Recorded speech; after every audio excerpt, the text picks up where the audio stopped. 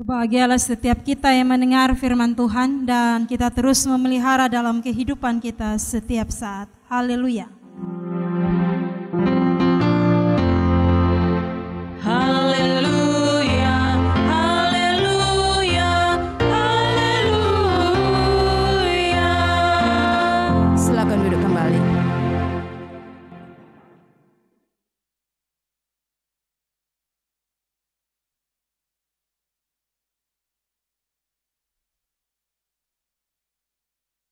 Bapak Mama serta saudara-saudari, Salam. Selamat hari Minggu. Selamat berjumpa. Dan apa kabar pagi ini? Kita baik karena Tuhan selalu baik bagi kita. Karena itu Bapak Mama, kita berjabatan tangan, kiri kanan muka belakang, katakan Tuhan baik. Kita bersyukur karena Tuhan izinkan kita sampai pada minggu terakhir bulan September.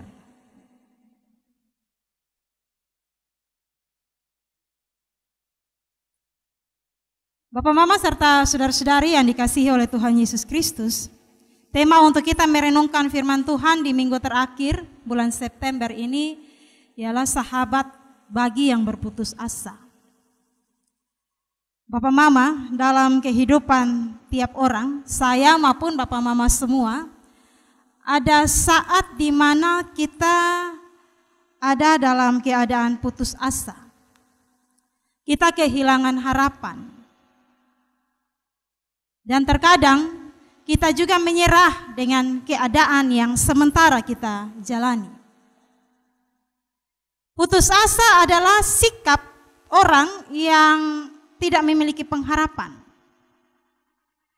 Putus asa bisa terjadi karena ada begitu banyak tekanan hidup yang sungguh berat dan berbagai permasalahan yang dialami. Dan ketika orang sudah ada dalam keputusasaan, pasti dia stres dan frustasi. Banyak contoh dalam kehidupan kita Bapak Mama yang menunjukkan bahwa kita ada dalam keputusasaan. Misalnya, dalam perjalanan kehidupan rumah tangga, suami istri tidak setia, ya. Mungkin kita juga putus asa, kita tidak mau lagi hidup bersama. Ada saat di mana kita ada pada titik ini. Atau mungkin sebagai mahasiswa dan mahasiswi kita putus asa karena proposal tidak diterima. Atau mungkin judul juga harus dirubah dan seterusnya. Atau mungkin juga Bapak Mama kita putus asa karena belum mendapatkan pekerjaan.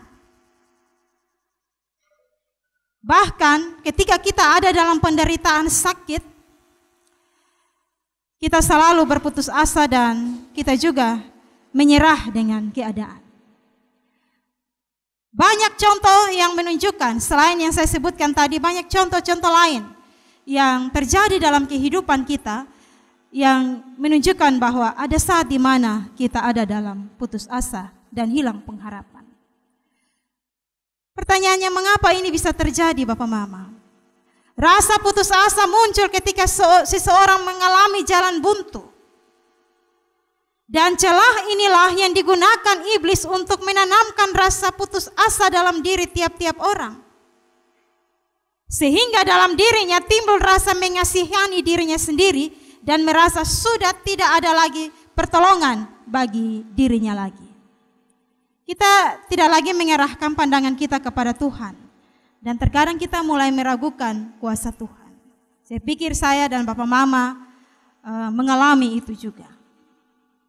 Dengan kata lain Bapak Mama, kita putus asa dan menjadi tawar hati. Merasa bahwa Tuhan tidak sanggup melakukan perkara-perkara besar dalam kehidupan kita.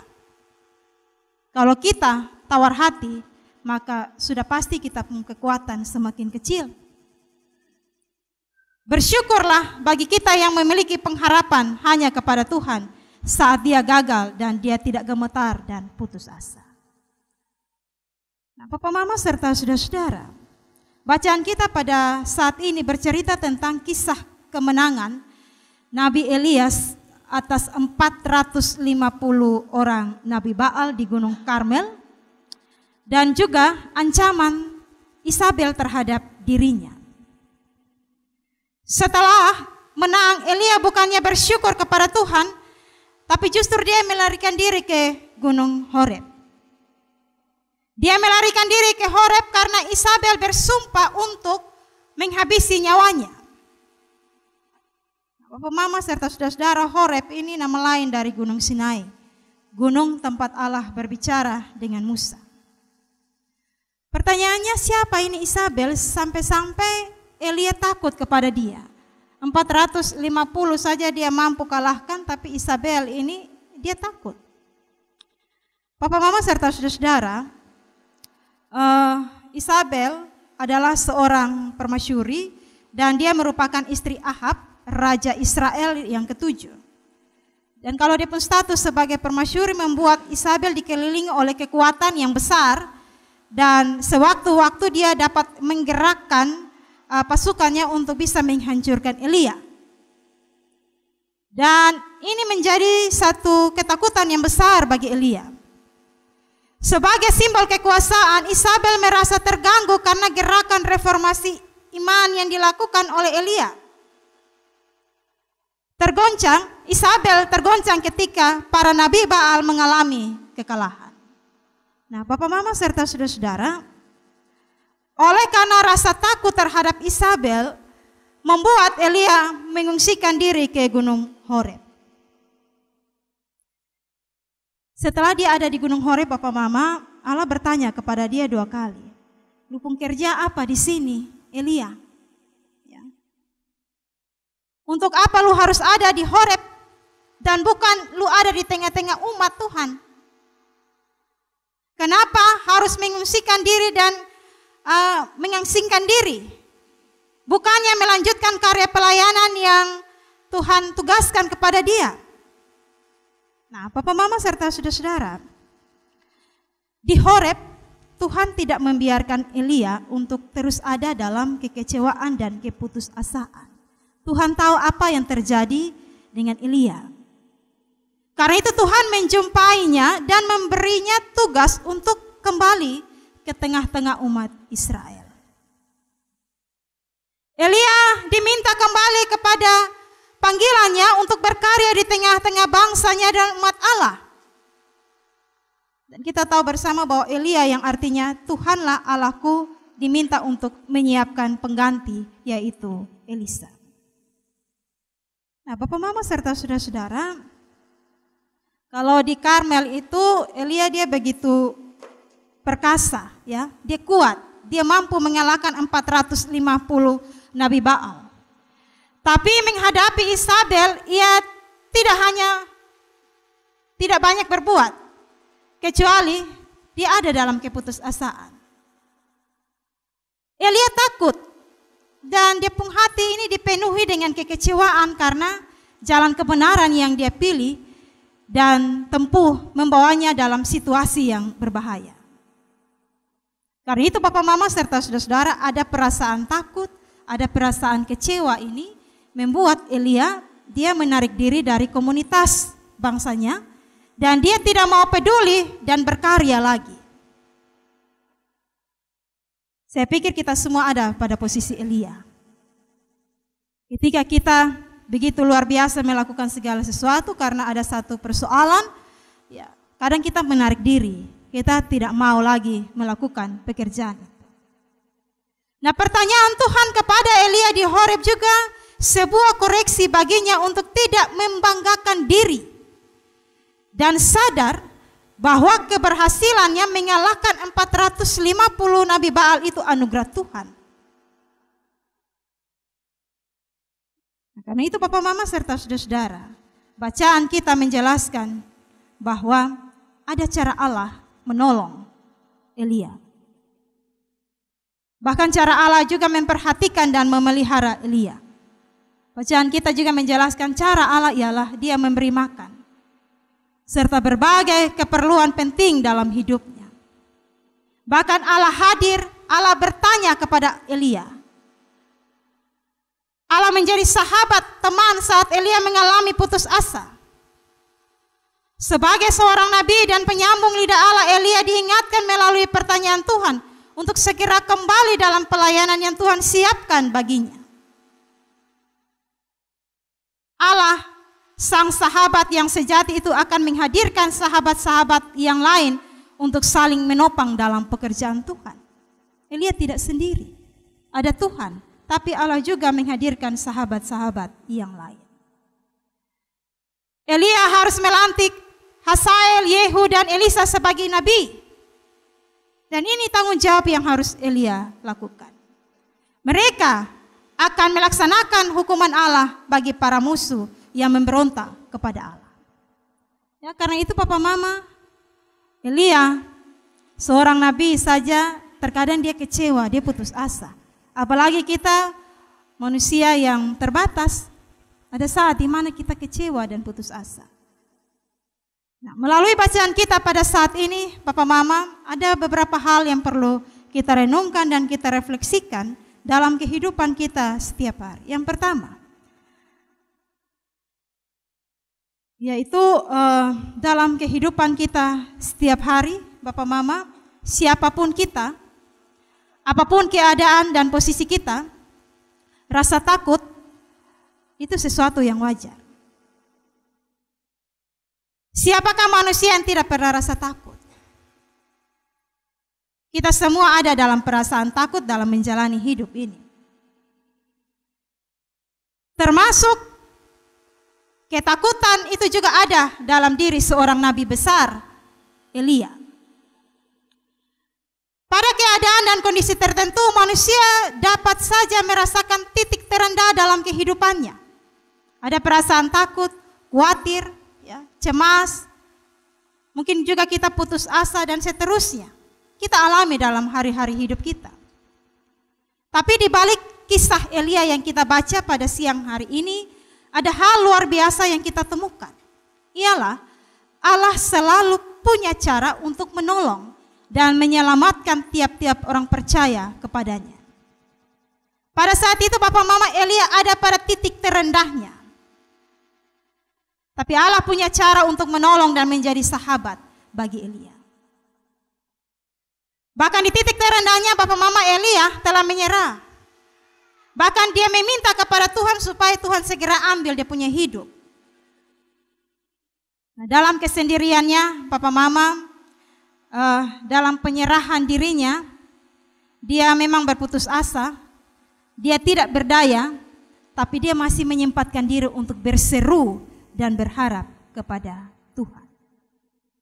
Ini pesan baik bagi kita semua, Bapak Mama. 1 kali 24 jam ini ada persoalan dan tantangan. Tapi bagaimana ketika kita ada dalam persoalan dan tantangan, firman Tuhan mengajarkan kepada kita untuk kita jangan berputus asa. Kita harus memilih untuk berkeluh kesah kepada Tuhan, itu jauh lebih baik daripada kita melampiaskannya pada hal-hal negatif lainnya. Persoalan-persoalan dalam rumah tangga, dalam pendidikan, dalam pelayanan, bawa itu dalam tangan Tuhan.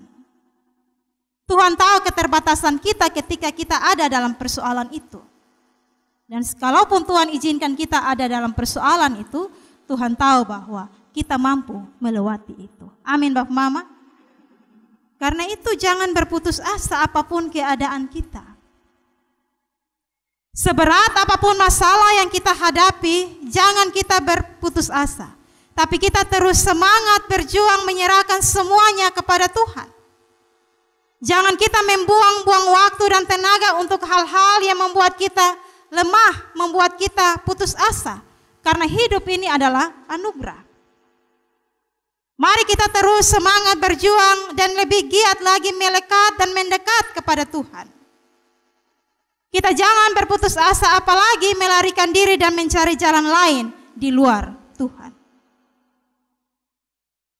Papa Mama serta saudara-saudara, percayalah kepada Tuhan bahwa Tuhan akan hadir tepat waktunya sebagai sahabat yang memberikan kekuatan, yang memberikan perlindungan bagi kita semua yang terus menaruh pengharapan kepada Tuhan. Kalau Tuhan selalu ada di dalam hati kita, Bapak Mama, kita juga tidak akan takut, rasa takut dan putus asa dalam menjalani kehidupan kita. Karena itu Matius pasal 11 ayat 28 bilang, marilah kepadaku semua yang letih lesu dan berbeban berat, aku akan memberikan kelegaan kepadamu. Saya yakin kita semua yang ada duduk bersama dalam ibadah ini semua punya persoalan. Amin kok? Tapi firman Tuhan hari ini bilang, datanglah kepada Tuhan. Berharaplah kepada Tuhan. Tuhan akan memberikan kelegaan kepada kita semua. Yang kedua, sejauh apapun kita berjalan Bapak Mama, sebanyak apapun alasan yang kita sampaikan, kalau Allah punya rencana yang besar dalam kehidupan kita, maka selalu ada cara Allah yang Allah pakai untuk membawa kita kembali. Ada cara di mana Allah membawa kita kembali.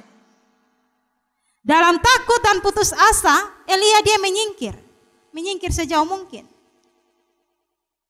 Ia tempuh perjalanan yang jauh. Dikisahkan Bapak Mama bahwa dia berjalan hingga tiba di Gunung Horeb itu 40 hari 40 malam. Ada tugas dan tanggung jawab besar yang harus Elia kerjakan. Ya, mengurapi raja, meneruskan tugas kenabian dan seterusnya. Tapi di titik terendah itu Bapak Mama, Tuhan membawa dia kembali untuk tugas maksud itu. Saya pikir banyak pengalaman iman dari Bapak Mama, saudara-saudari, ketika Tuhan izinkan kita ada dalam satu pergumulan dan Tuhan mau kita kembali pada pergumulan itu. Maka cara Tuhan itu ada. Nah, Elia juga mengalami hal yang demikian. Keadaan yang dia alami, dia takut dan putus asa, Tuhan tetap menopang dia. Tuhan tetap menjadi sahabat bagi dia. Dan Tuhan juga punya rencana yang indah dalam hidupnya. Nah, Bapak Mama serta saudara-saudari, mungkin banyak di antara kita juga mengalami hal yang demikian. Dalam hidup ini banyak kejutan yang tak terduga yang Tuhan izinkan bagi kita. Ada saat di mana kita takut dan putus asa, tapi ada saat di mana juga Tuhan selalu menguatkan kita dan menikmati hal-hal yang lain yang dinamakan kejutan itu. Kita tidak pernah tahu. Dari keadaan dan situasi yang satu berganti pada situasi dan keadaan yang lain. Karena itu Bapak Mama tetaplah berjalan bersama dengan Tuhan. Kalau kita sudah mengawali dengan Tuhan, berproses dengan Tuhan, harus mengakhiri bersama-sama dengan Tuhan. Jangan ada persoalan dan tantangan Bapak Mama, kita lari ke tempat lain. Kadang media sosial itu jadi tempat yang enak untuk kita mencurahkan isi hati kita. Kira-kira Tuhan ada di Facebook kok? Pak Yandi Manowe bilang ketika kita curhat di media sosial banyak yang jadi juru selamat.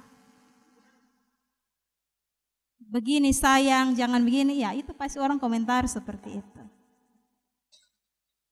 Tapi firman Tuhan hari ini bilang, keluh kesah itu bawa di hadapan Tuhan. Elia saja seorang nabi dia putus asa, apalagi kita. Itu yang kedua. Yang ketiga, setiap orang yang melawan kehendak Allah akan dihukum oleh Allah. Setiap rencana jahat yang menghalang-halangi pekerjaan Allah akan dibinasakan. Para musuh juga akan dimusnahkan. Tuhan ada dan akan berperkara dengan siapapun apabila dia melawan pekerjaan-pekerjaan Allah. Karena Tuhan ada, maka hati-hatilah bagi mereka yang mencoba menghambat pekerjaan Allah. Di atas langit masih ada langit. Di atas kuasa masih ada kuasa. Dan Allah tidak pernah berdiam diri untuk selama-lamanya ketika orang yang menghambat pekerjaan Allah. Setiap rencana-rencana jahat yang menghalang-halangi pekerjaan Allah pasti akan dibinasakan sesuai dengan waktu dan kehendak Tuhan. Karena itu Bapak Mama serta saudara-saudara, maju terus dalam iman kepada Tuhan. Ketika kita ada dalam putus asa, entah persoalan dalam pelayanan, rumah tangga, pendidikan atau apapun, maka kita juga harus membawa itu dalam pergumulan. Giatlah selalu dalam pekerjaan Tuhan sekalipun ada tantangan. Dan kita harus ingat bahwa Tuhan adalah sahabat yang sejati yang selalu ada dalam setiap peristiwa hidup. Tuhan yang selalu memelihara dan menolong umatnya ketika dia ada dalam putus asa. Itu jalanilah kehidupan ini dengan sukacita. Tuhan selalu menjadi sahabat bagi kita. Dia akan mendengar setiap keluh kesah kita kepada Tuhan. Jangan berputus asa, tetap menaruh pengharapan kepada Tuhan. Karena Tuhan punya banyak cara menolong dan menuntun serta menyertai perjalanan kehidupan kita. Tuhan menolong kita dengan firman Tuhan. Amin.